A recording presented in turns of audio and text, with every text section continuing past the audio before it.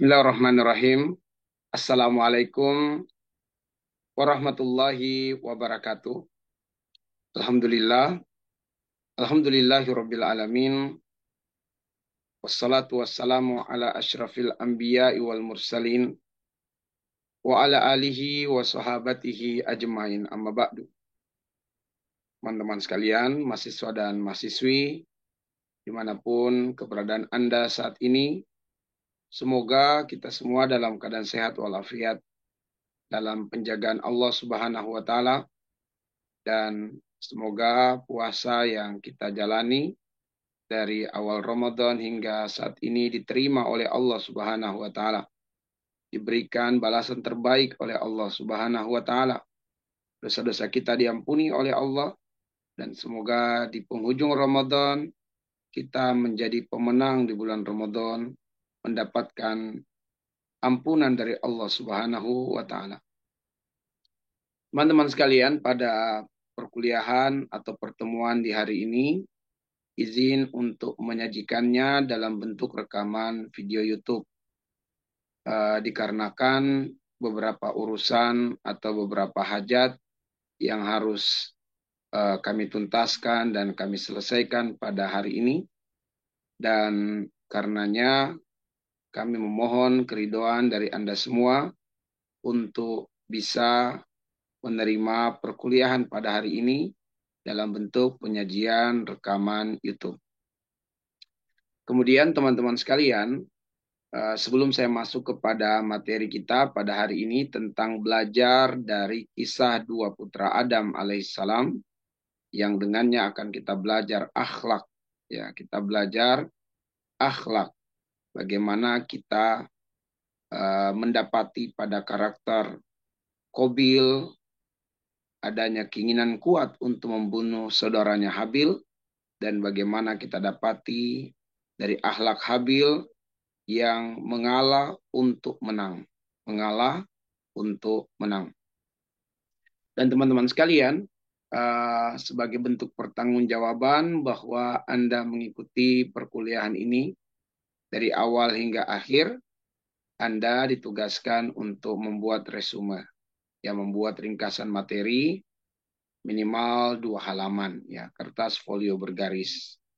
Dan di pertemuan insya Allah Senin mendatang, Anda perlihatkan resume Anda itu. Perlihatkan rangkuman yang Anda telah buat. Nah, yang tidak memperlihatkan rangkumannya dianggap alpa mengikuti perkuliahan pada hari ini.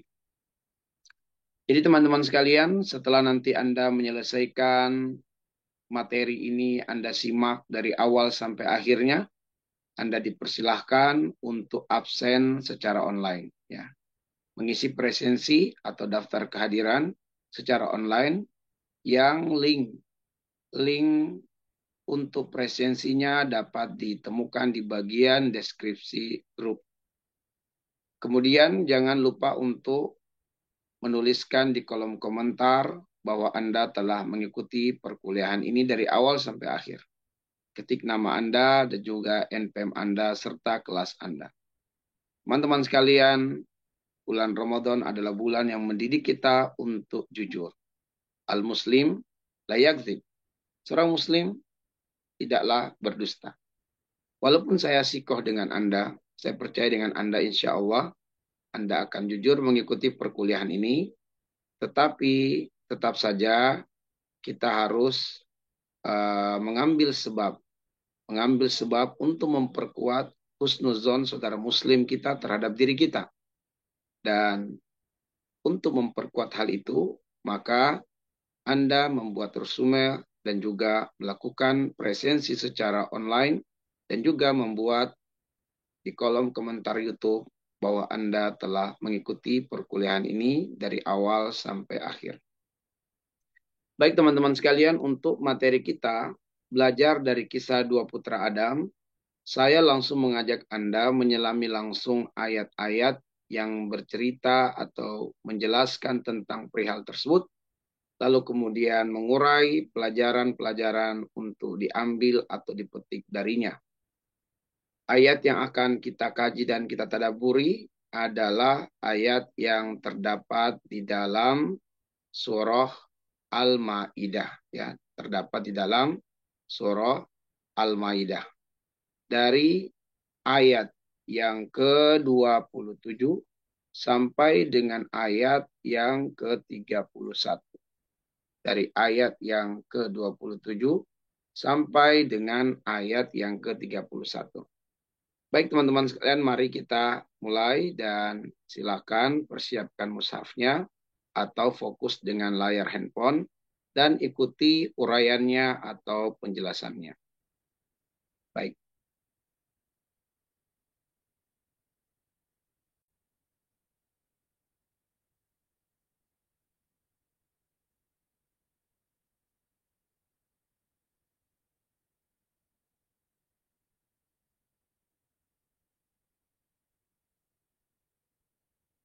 Baik, perhatikan teman-teman sekalian.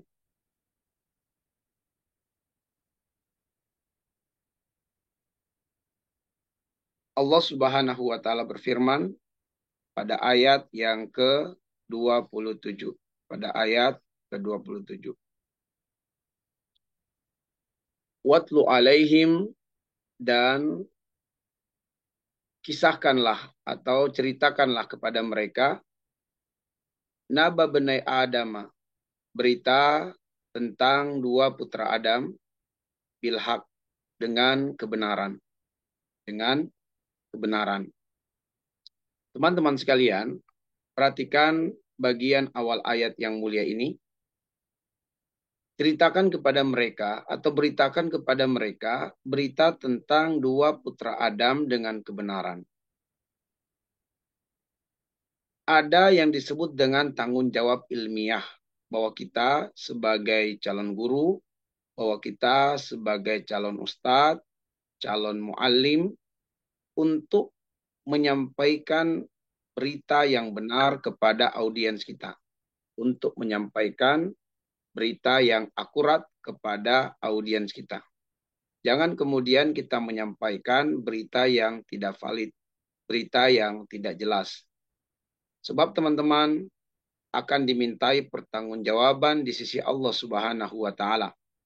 Silakan nanti dirujuk di dalam surah Al-Isra di ayat yang ke-36. Allah Subhanahu wa taala berfirman, "Wala taqfu ma laysa laka bihi ilm, inna sam'a wal absara wal innas sam'a wal basara wal fuada kullu ulaika kana anhu mas'ula." Kenapa kalian mengikuti sesuatu kalian tidak punya ilmu dengannya? Padahal setiap pendengaran, ya, setiap hati dan juga ucapan akan dimintai pertanggungjawaban oleh Allah Subhanahu wa taala. Karena itulah teman-teman sekalian, penting bagi kita untuk menyampaikan sebuah berita yang valid. Dan mesti kita tabayun ketika datang suatu informasi yang tidak jelas. Ya, Allah Subhanahu wa taala memerintahkan di dalam surah Al-Hujurat di ayat yang ke-6, "Idza ja'akum fasikun binaba'in fatabayyanu." Kalau datang kepadamu seseorang yang fasik, yang menyampaikan atau menginformasikan suatu berita, hendaknya kemudian berita yang disampaikan itu diklarifikasi terlebih dahulu. Ya, diteliti kevalidan beritanya supaya tidak menimbulkan fitnah di tengah-tengah masyarakat. Maka di sini ada pelajaran berupa tanggung jawab ilmiah untuk disampaikan kepada audiens kita. Untuk disampaikan kepada mad'u kita, orang-orang yang akan menerima ajakan, seruan, dakwah, dan pengajaran kita di tengah-tengah masyarakat. Kemudian teman-teman sekalian, idz qarraba qurbana. Ya, ceritakanlah kepada mereka tentang kisah dua putra Adam. Idz qarraba qurbana, tatkala keduanya itu mempersembahkan kurban. Ya, tatkala keduanya mempersembahkan kurban. Teman-teman sekalian, bahwa ketika manusia pada saat itu hanya berjumlah 6 orang, Adam alaihissalam dan juga istrinya. Kemudian 4 orang putra-putrinya. 4 orang putra-putrinya. Anak tertua bernama Qabil, di mana Qabil lahir dengan saudari kembarnya. Kemudian menyusul lahirnya Habil dengan saudari kembarnya. Jadi lahir itu langsung berpasangan tuh. Lahir Qabil, beberapa menit kemudian lahirlah saudari kembarnya, ya saudari kembar Qabil. Kemudian pada waktu berikutnya lahir Habil dengan saudari kembarnya. Jadi jumlah manusia pada masa itu hanya berjumlah 6 orang. Nabiullah Adam alaihissalam, istrinya Hawa, dan juga 4 orang putra-putrinya. Tatkala putra-putrinya telah tumbuh sebagai pemuda dan pemudi yang telah siap untuk berada pada fase kehidupan pernikahan, datanglah syariat dari Allah untuk memerintahkan Adam alaihissalam agar menikahkan putra-putrinya secara bersilangan. Yang berarti Qabil harus menikahi saudari kembar Habil dan Habil akan menikahi saudari kembar Qabil. Ya, harus dinikahkan secara bersilangan karena manusia memang belum ada pada masa itu selain mereka. Tidak boleh Qabil menikahi saudari kembarnya. Demikian pula Habil tidak boleh menikahi saudari kembarnya. Hanya saja kemudian ketentuan ini tidak menjadikan Qabil ridho. Kenapa? Sebab Qabil lebih memilih untuk menikahi saudari kembarnya sendiri. Yang dalam pandangan si Qabil, saudari kembarnya itu lebih baik. Lebih baik. Entah dari sisi apa. Apakah dari sisi penampilan fisik atau sisi yang lainnya. Yang pasti Qabil itu lebih menginginkan untuk menikahi saudari kembarnya sendiri. Adapun Habil, dia ridho dengan ketentuan Allah, kemudian ketentuan ayahnya. Ketidakridhoan Qabil inilah yang menjadikan Adam alaihissalam memerintahkan kepada mereka tentu atas petunjuk Allah Subhanahu wa taala untuk keduanya mempersembahkan kurban. Jika kurban Qabil diterima, maka Qabil boleh untuk menikahi wanita yang disukainya. Namun jika kemudian persembahan atau kurban Qabil ditolak, tidak ada pilihan bagi Qabil kecuali ridho dengan ketentuan Allah, kemudian ketentuan ayahnya dalam pernikahan ini. Nah, akhirnya keduanya mempersembahkan kurban. Fatuqubila min ahadihima. Kurban yang diterima itu adalah kurbannya Habil.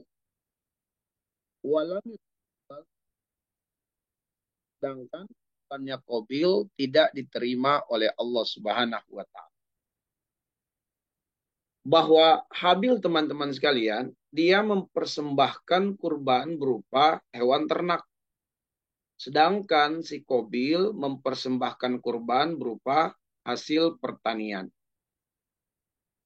Namun, kurban dari Habillah yang diterima dan kurban Qabil tidak diterima. Kenapa? Karena Habil mempersembahkan kurban dari hewan ternak yang sehat, yang gemuk, yang besar. Sedangkan si Qabil mempersembahkan hasil-hasil pertaniannya berupa sayur mayur, buah-buahan, tapi tampak kurang segar, terlihat layu. Nah, teman-teman sekalian, kalau kita baca beberapa sirah tentang hal ini, atau kitab tafsir tentang persoalan ini, akan kita dapati bahwa si Habil itu dalam mempersembahkan kurban berorientasi proses. Sedangkan Qabil dalam mempersembahkan kurban berorientasi hasil. Ini yang membedakan. Habil berorientasi proses, sedangkan Qabil berorientasi hasil. Karena si Habil berorientasi proses, maka dia benar-benar memperhatikan proses yang terbaik sehingga bisa mempersembahkan yang terbaik. Sedangkan Qabil, dia berorientasi hasil sehingga menurutnya yang penting ada yang dipersembahkan. Kurang memperhatikan kualitas. Yang penting ada yang dipersembahkan. Nah, teman-teman sekalian, setiap dosen tentu menginginkan dan mengharapkan dari mahasiswa dan mahasiswi yang diajar di kelasnya dalam mengikuti perkuliahan sampai kemudian keluar nilai hasil dari perkuliahan itu. Dosen itu berharap mahasiswa itu berorientasi proses dalam mengikuti perkuliahan di kelas, bukan berorientasi hasil. Bagaimana ciri berorientasi proses, teman-teman sekalian? Adalah ketika diberikan tugas, maka yang berorientasi pada proses benar-benar mengerjakan tugas itu. Mulai dari membaca referensi, kemudian mengumpulkan referensi, menandai poin-poin dalam referensi untuk dimasukkan ke dalam penulisannya, sampai kemudian lahirlah sebuah rangkuman, lahirlah sebuah karya, lahirlah sebuah makalah, lahirlah sebuah tugas yang dihasilkan dari sebuah proses. Tapi yang berorientasi hasil, teman-teman sekalian, dia tidak terlalu memperhatikan proses. Yang penting begitu dosen minta tugas kumpul, ada tugas yang dikumpul. Lalu dari mana dia mendapatkannya? Entah menciplak pekerjaan temannya, atau misalnya makalahnya itu tugas kelompok, dia minta tolong masukkan nama saya ya, tanpa ada sumbangsinya sedikit pun. Dia minta masukkan namanya. Kalaupun sumbangsi sebatas saya uang aja ya. Gitu. Dia tidak mengikuti sebuah proses dalam pencarian data, pencarian materi, pencarian referensi. Nggak terlibat. Yang penting namanya tertera di dalam lembaran pertama, ya sampul tugas, namanya ada. Sehingga dosen kan tidak tahu nih, apakah nama-nama yang tertera di bagian awal cover tugas itu adalah si fulan, dia itu tidak tidak tidak tidak menjalankan tugas, hanya sekedar nama yang terpajang, dosen tidak tahu. Dosen berhusnuzon, nama-nama yang tertera semuanya mengerjakan tugas secara bersama-sama. Demikian pula dalam proses ujian, teman-teman sekalian. Ada yang berorientasi proses menyelesaikan soal-soal UTS ataupun UAS. Dengan cara apa? Dia belajar sungguh-sungguh. Namun ada juga yang berorientasi pada hasil. Dia berupaya untuk menyontek pekerjaan UTS temannya atau UAS temannya. Maka teman-teman sekalian, tentu saya pribadi bersama dengan dosen-dosen yang lain mengharapkan kepada Anda semua dalam mengikuti perkuliahan ini, Anda berorientasi proses dan bukan hasil. Ya, dan bukan hasil. Contoh nih, perkuliahan kita hari ini adalah perkuliahan yang disajikan dalam bentuk rekaman YouTube. Bagi yang berorientasi proses, benar-benar dia ikuti materi ini dari awal sampai akhir. Kemudian dia buat resume. Kemudian dia melakukan presensi secara online. Dia ketik di kolom komentar YouTube bahwa dia telah mengikuti materi ini. Itu orientasi proses. Tapi yang orientasi hasil, videonya mungkin diputar, tapi dia entah kemana gitu. Ya, dia tidak menyimak dengan serius. Dia tidak sungguh-sungguh mengikuti materi ini. Tapi nanti di kolom komentar saya sudah mendengar atau menonton. Ya betul dia dengar, tapi tidak dengar untuk memahami. Sekedar dengar sambil lalu. Sambil lalu. Ya, maka teman-teman sekalian, bahwa pada akhirnya yang menang, yang beruntung, yang sukses adalah yang berorientasi proses dan bukan hasil. Allah menerima kurban Habil karena berorientasi proses. Sedangkan kurban Qabil ditolak karena tidak berorientasi proses. Kurban artinya mendekatkan diri kepada Allah melalui persembahan. Maka kurban itu hanya harus dilakukan dan dipersembahkan untuk Allah, bukan untuk yang lain. Ya. Maka teman-teman sekalian tidak boleh mempersembahkan sesajen kepada penjaga gunung dari kalangan setan ya. Tidak boleh. Penjaga gunung itu Allah, bukan kemudian setan atau jin. Menjaga pohon yang dianggap pohon keramat ada penunggunya. Tidak boleh, haram, itu syirik kepada Allah. Kurban hanya harus dipersembahkan untuk Allah Subhanahu wa taala. Dan Allah hanya menerima kurban yang terbaik, teman-teman sekalian. Kurban yang berorientasi proses, bukan hasil. Karena itu dalam upaya kita mendekatkan diri kepada Allah, persembahkan yang terbaik. Kalau kalian kuliah karena Allah, persembahkan perkuliahan itu dengan baik. Kalau Anda belajar di kelas karena Allah, Anda niatkan, maka belajarlah dengan baik, teman-teman sekalian. Belajarlah dengan baik. Lalu kemudian, tatkala Habil diterima kurbannya oleh Allah dan si Qabil belum diterima kurbannya, muncullah kebencian di hati Qabil terhadap Habil. Sebab si Qabil membayangkan bahwa karena kurban Habil diterima dan dia tidak, berarti bahwa Habil akan menikahi saudarinya. Dan dia akan menikahi saudari Habil. Yang berarti penderitaan baginya, kebahagiaan bagi Habil. Dalam perspektif dia, dalam perspektif pemikiran dia seperti itu. Habil bakal bahagia mendapatkan saudari kembarnya.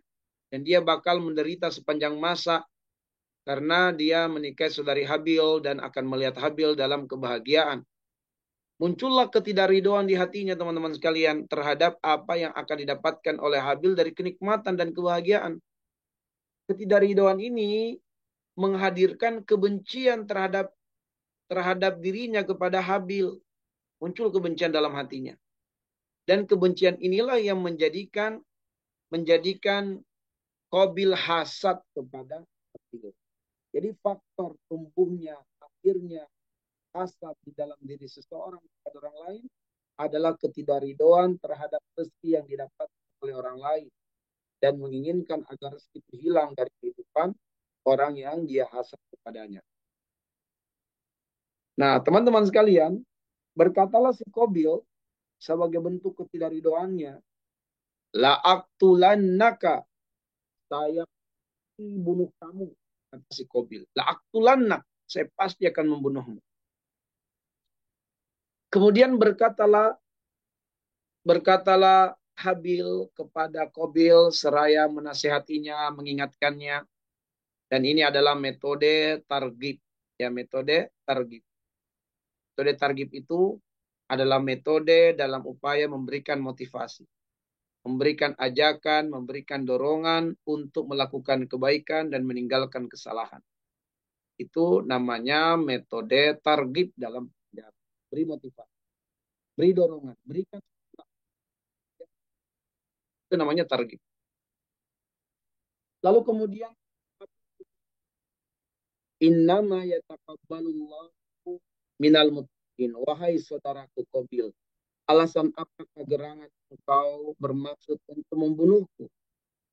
Kalau alasannya adalah karena kurbanku diterima, maka sungguh Allah hanya menerima kurban dari hamba-hambanya yang bertakwa kepada Allah.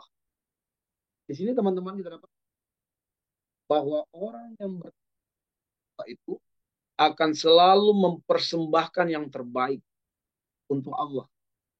Itu ciri orang yang bertakwa. Mempersembahkan yang terbaik untuk Allah. Kalau dia salat, kalau dia puasa. Dia bersedekah yang terbaik. Kenapa? Karena dia melakukannya untuk Allah dan Allah menyukai hamba. Ketika melakukan, dia benar-benar memaksimalkan yang terbaik dalam persembahannya kepada Allah.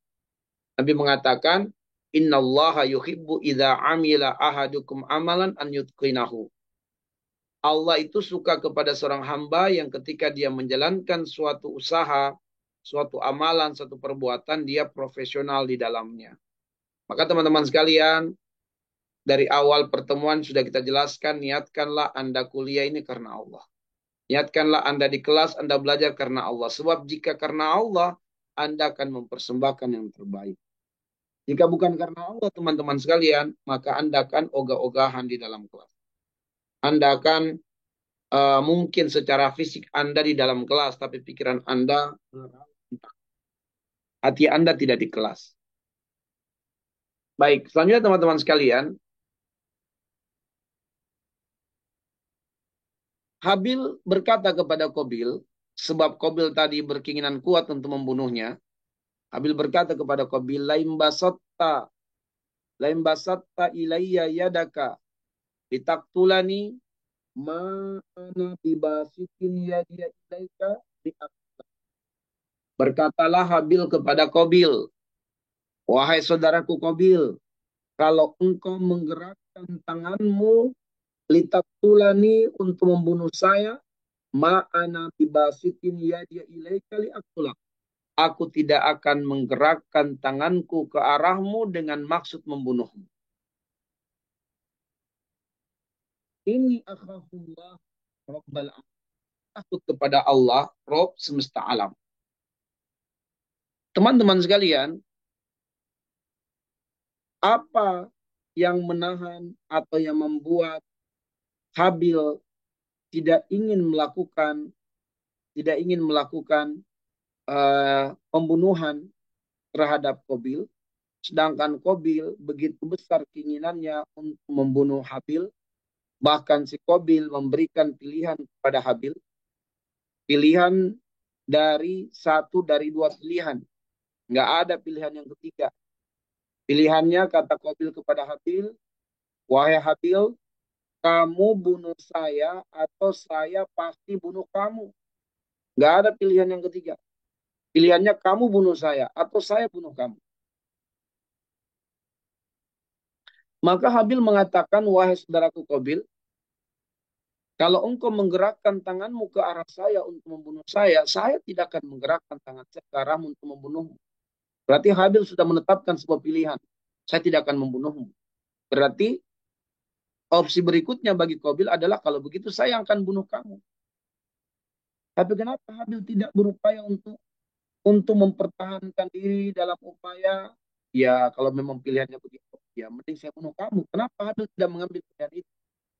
Nyata alasannya adalah ini akhafullah rabbal alamin. Sungguh aku takut kepada Allah Subhanahu wa taala. Teman-teman sekalian, rasa takut di hati Habil kepada Allah itulah yang menahannya. Itulah yang mencegahnya dari membunuh Qabil. Sebaliknya Qabil melakukan rasa takut kepada Allah. Itulah yang menjadi dorongan kuat untuk membunuh Habil. Teman-teman sekalian, kenapa banyak kita temukan berita-berita pembunuhan terjadi? Bahkan pembunuhan antara keluarga dengan keluarga. Seorang bapak membunuh anaknya, anak membunuh bapaknya, seorang anak menggorok leher ibunya, ibu yang meracuni anaknya, ya seorang istri yang membunuh suaminya dengan meracuninya, ada suami yang membakar istrinya, memutilasi istrinya, tetangga memperkosa anak tetangganya lalu membunuhnya. Kenapa banyak terjadi kasus pembunuhan teman-teman sekalian? Itu artinya banyak manusia yang tidak takut kepada Allah Subhanahu wa taala. Banyak orang yang tidak takut kepada Allah. Maka resep terkuat, tips terkuat untuk bisa menundukkan syahwat, untuk bisa mengendalikan syahwat adalah dengan menumbuhkan rasa takut di hati kepada Allah. Kenapa hari ini kita menggampangkan berbuat dosa, berbuat maksiat? Melemahnya rasa takut di hati kita kepada Allah. Lalu kemudian karena Habil tidak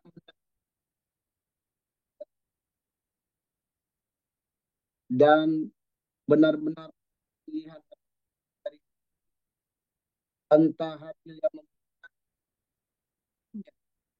maka akhirnya mengatakan kepada saudaranya, dan ini disebut dengan metode tarhib. Metode tarhib. Apa itu?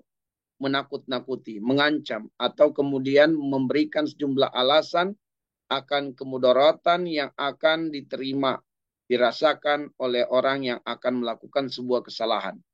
Ini namanya metode tarhib. Metode untuk menghadirkan rasa takut, ya rasa khawatir. Inni uridu an tabu'a bi ismi wa ismika fatakuna min ashabin nar. Wa dzalika jazaa'uz zalimin. Wahai saudaraku Qabil, kalau memang pilihannya hanya satu dari dua pilihan yang engkau tetapkan itu, maka aku memilih engkaulah yang membawa dosa karena membunuhku, dan engkau membawa dosamu sendiri kelak di hadapan Allah. Dan atas dua dosa itu, dosa membunuhku dan dosa dirimu sendiri, dosa kezoliman terhadap dirimu sendiri, engkau berpeluang menjadi penghuni neraka. Dan itu balasan bagi orang-orang yang berbuat zolim. Wazalika jazaa'uz zolimin. Teman-teman sekalian, tidak ada balasan bagi orang-orang yang berbuat zolim kecuali ancaman neraka. Maka takutlah berbuat zolim kepada manusia. Kenapa hari ini banyak orang yang berani berbuat zolim kepada manusia lain? Karena mereka tidak tahu, ya, karena mereka tidak tahu bahwa perbuatan zolim itu akan menyebabkan mereka terancam dengan neraka Allah. Perbuatan yang diancam dengan neraka atau perbuatan yang mengundang laknat itu adalah ciri dosa besar. Maka pembunuhan adalah dosa besar. Dosa besar yang ancamannya adalah neraka. Na'udzubillah min dzalik. Dan teman-teman sekalian, sebenarnya kalau Anda membuka tafsir tentang ayat-ayat ini, Anda akan dapati bahwa secara fisik Habil itu menang dibandingkan Qabil. Kenapa? Karena fisiknya Habil itu gagah, kuat, ya, terlihat otot-ototnya. Sedangkan Qabil ya agak kurusan, terlihat lemah. Jadi secara fisik kalau kita lihat Habil ini pastinya menang, unggul kalau terjadi perkelahian secara fisik dengan Qabil. Tapi Habil, teman-teman sekalian, ya, tidak menginginkan pertumpahan darah hanya karena perkara sepele atau perkara dunia, apalagi dengan saudara kandungnya sendiri. Maka Habil mengalah bukan karena lemah. Habil mengalah bukan karena kalah, tapi Habil mengalah untuk kemenangan yang lebih besar. Ya, kemenangan yang lebih besar, yaitu ridho Allah dan surga. Fatawwa'at lahu nafsuhu. Ya, semakin menguatlah syahwat Qabil untuk qatla akhihi, membunuh saudara kandungnya sendiri. Bukan sekedar saudara kandung, karena baik ini duka-duka mereka sama, tetapi hasad, khususkan kenangan, itulah bahaya hasad sekalian. Maka jangan anggap remeh hasad, karena hasad itu adalah akar kegelapan yang menyebabkan kemaksiatan besar terjadi di langit dan di bumi. Apa kemaksiatan besar yang terjadi di langit? Ada yang tahu? Apa?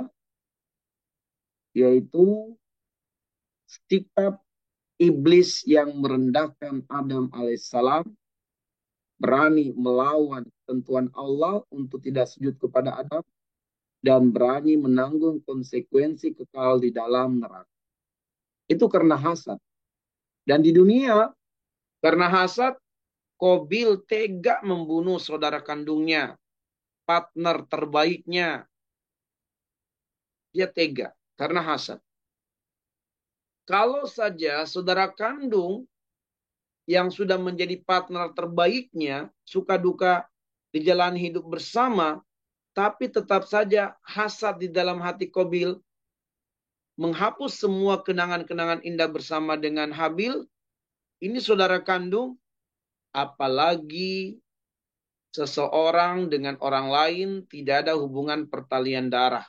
Yang ada hanyalah hubungan pertemanan, hubungan tetangga, hubungan bisnis. Peluang hasad lebih besar terjadi. Peluang hasad lebih besar terjadi. Dan peluang untuk melenyapkan nyawa saudaranya pun juga sangat-sangat besar peluangnya terjadi. Saudara kandung saja bisa dan tega membunuh saudaranya. Apalagi seseorang yang hanya hubungan pertemanan dengan orang lain yang dia hasad kepadanya. Dan sihir yang menyebabkan kedukaan, penderitaan, kesulitan, bahkan kematian kepada korban, itu akarnya adalah hasad. Waqatalahu, maka akan maksudkan untuk Habil wasbaha minal khasirin. Jadilah jadilah Habil itu, jadilah Qabil itu termasuk yang merugi, ya merugi di dunia dan merugi di akhirat. Kalau teman-teman masih mengingat pertemuan perdana sejelaskan bagaimana hasrat itu muncul, hasrat itu keinginan yang kuat, itu dikarenakan saluran yang masuk ke dalam hati itu semuanya negatif. Ya, jadi hasrat yang negatif muncul karena saluran yang masuk ke hati negatif. Hasrat yang baik muncul karena yang masuk ke dalam hati, yang bermuara di hati adalah yang positif, masuk melalui saluran-salurannya. Nah, karena si Qabil ini, ya, Qabil ini kenapa muncul hasrat, keinginan kuat untuk membunuh Habil? Ya karena pikirannya bahwa kalau tidak saya akan menderita melihat Habil menikah dengan saudari kembar saya. Dia bahagia dan saya menderita. Lalu kemudian bisikan-bisikan kejahatan ya dari setan yang mengatakan bunuh saudaramu, bunuh saudara, masuk itu ke dalam hatinya. Menguatlah di dalam hatinya untuk akhirnya melenyapkan saudaranya. Kemudian teman-teman sekalian, si Qabil ya setelah dia membunuh saudaranya Habil, ada penyesalan dalam dirinya, ada kesedihan, barulah akalnya itu kembali.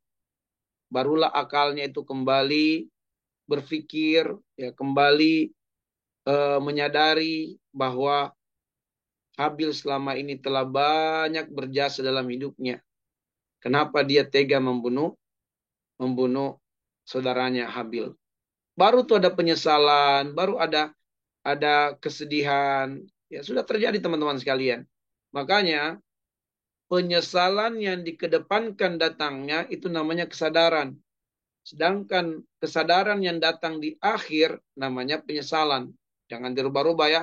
Saya ulang. Penyesalan yang didatangkan di awal sebelum kejadian disebut dengan kesadaran. Sedangkan kesadaran yang datang di akhir setelah kejadian namanya penyesalan. Si Qabil dia menyesal karena telah membunuh Habil. Itu namanya kesadaran yang datang di akhir. Dia sadar di saat kesadarannya sudah tidak bisa merubah keadaan. Ya, dia sadar di saat nyawa Habil tidak lagi dapat diselamatkan. Coba kalau kemudian datang di akhir, dia berpikir untuk apa? Padahal dia adalah saudara. Kalau dia bahagia,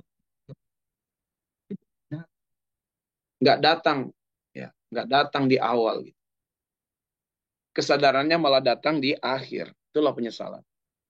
Akhirnya kemudian teman kalian kebingungan dia apa yang mesti dia lakukan terhadap mayat saudaranya. Dia menggendongnya, dia membopongnya. Kalau sudah tidak kuat, dia cari dedaunan, pepohonan, ambil dia, dan dia menarik pelepah-pelepah itu membawa jasad Habil. Dia kebingungan apa yang dia lakukan aurat dan tidak diganggu oleh binatang-binatang. Pada saat itulah Allah Subhanahu wa taala memberikan petunjuk kepadanya, faba'asallahu ghuraba, Allah mengutus burung gagak. Ya, burung gagak dalam dua ayat Allah utus dua hingga salah dari burung gagak yang hidup dia setelah dia bangkai kawannya dia membuat kalian Ya buat kalian eh, tentang burung yang mati untuk dimasukkan ke dalam daging hidup dan setelah itu dikuburkan. Ya. Nah, si Qabil melihat itu. Ketika dia melihat itu, maka dia mengatakan, ya wailata, betapa dapat celaka. Ajastu an aku namistahadal. Kenapa aku tidak bisa melakukan yang semisal dengan apa yang diperbuat oleh burung gagak ini? Kawaria sawata yang dengan menyembunyikan mayat saudaraku. Asbahami. Dia termasuk yang menyesal. Nah, teman-teman sekalian adalah bahwa jangan pernah malu untuk belajar kepada binatang sekalipun. Karena memang Allah menciptakan alam jagat raya ini, ada begitu banyak pelajaran-pelajaran untuk kita bisa petik, kita bisa gali, ambil hikmahnya. Di dalam surat Yunus ayat yang ke-6, Allah mengatakan, Inna fi ikhtilafil laili wan nahar, wa ma khalaqallahu fis samawati wal ard, la ayatin liqaumi yattaqun. Pada pertukaran siang dan malam dan apa saja yang Allah ciptakan di langit dan di bumi, terdapat tanda-tanda kebesaran Allah bagi yang mau, bagi yang bertakwa kepada Allah Subhanahu wa taala, ya, bagi yang bertakwa, bagi yang mau belajar, bagi yang mau merenung, bertafakur, dia akan temukan pelajaran-pelajaran di balik penciptaan alam jagat raya ini. Maka Allah mengutus seekor burung agar supaya Qabil terinspirasi dan mendapatkan pelajaran. Maka ambillah pelajaran di sekitar Anda. Sangat banyak teman-teman sekalian. Kalau saja kemudian di dalam ayat ini Qabil mendapatkan pelajaran dari burung, lalu apa yang membuat kita sombong untuk ambil pelajaran dari manusia? Meskipun manusia itu secara usia lebih muda dari kita, dia junior kita dan kita seniornya. Tapi kalau memang dia memiliki ilmu, teman-teman, jangan malu untuk belajar kepadanya. Kecuali karena kesombongan telah bersarang di hati kita, itulah yang menjadi penghalang untuk kita belajar dan mengakui keilmuan pada seseorang yang mungkin secara usia masih di bawah kita. Atau derajatnya mungkin biasa-biasa saja. Kita adalah orang kaya, dia adalah orang miskin. Jangan. Itu kesombongan yang menghalangi diri kita untuk belajar. Nabi mengatakan, lan yanalal ilma, tidak akan mendapatkan ilmu, al-mustahyu wal mutakabbir. Tidak akan mendapatkan ilmu dua manusia. Siapa itu? Pertama, orang yang malu untuk belajar. Nggak mau belajar, malu. Yang kedua, orang yang sombong. Maka dua kelompok manusia ini tidak akan mendapatkan ilmu. Malu, tidak mau belajar, malu gitu ya. Malu bertanya. Yang kedua adalah orang yang sombong. Sombong.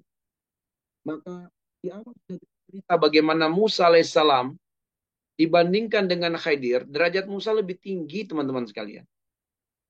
Tapi Musa lah yang mau mencari Khidir dengan susah payah. Musa lah yang menempuh perjalanan jauh untuk bisa berjumpa dengan Nabiullah Khidir alaihissalam. Ya. Maka teman-teman sekalian jangan pernah malu untuk belajar. Ya. Jangan pernah malu untuk belajar. Baik teman-teman sekalian, inilah yang bisa saya sampaikan dari perkuliahan hari ini. Tugas Anda adalah dengan membuat resume. Resume yang saya minta adalah Anda tuliskan 10 pelajaran yang Anda dapatkan dari kisah dua putra Adam yang telah saya sampaikan tadi. Dan bisa saja Anda memasukkan pelajaran-pelajaran lainnya yang tidak saya sebutkan. Mungkin Anda mendengarkan materi ini, atau mungkin Anda membaca langsung ayat-ayat ini, Anda buka tafsirnya, Anda temukan pelajaran-pelajaran yang sangat berharga, yang mungkin luput dalam penyampaian saya, atau mungkin saya tidak menyampaikannya karena belum tahu. Anda boleh menuliskannya.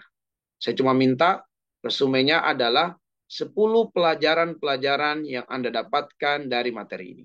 Ya. Jadi 10 pelajaran yang Anda dapatkan dari materi ini. Tapi mungkin Anda perlu memberikan pengantar sedikit tentang kisah Habil dan Qabil, Anda lengkapi pengantar itu dengan membuka tafsirnya, melihat keterangan, lalu setelah itu Anda uraikan atau ungkapkan 10 pelajaran yang Anda dapatkan dari kisah ini. Dan teman-teman sekalian, setelah Anda membuat resumenya, saya meminta Anda kemudian untuk melakukan presence secara online, membuat di kolom komentar YouTube bahwa Anda mengikuti materi ini, dan kemudian resume Anda perlihatkan untuk dikumpulkan nanti di pertemuan Senin mendatang, ya. Senin mendatang. Baik teman-teman sekalian, ini yang bisa saya sampaikan pada kesempatan pagi hari ini. Inilah perkuliahan kita untuk hari ini.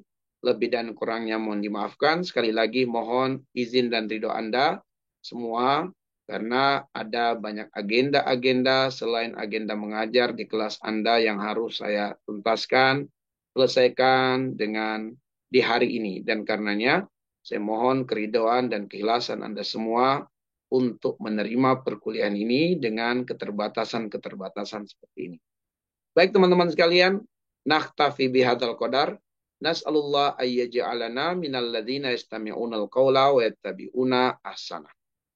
Assalamualaikum warahmatullahi wabarakatuh.